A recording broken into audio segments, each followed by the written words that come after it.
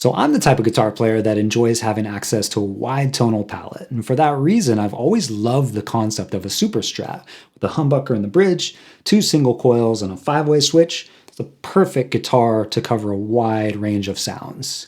So I've sort of been on this journey of trying to find this one instrument that's going to cover all the ground, and it's going to look good, it's going to play good, have all the features I want. But trouble is, that's harder to find than you think.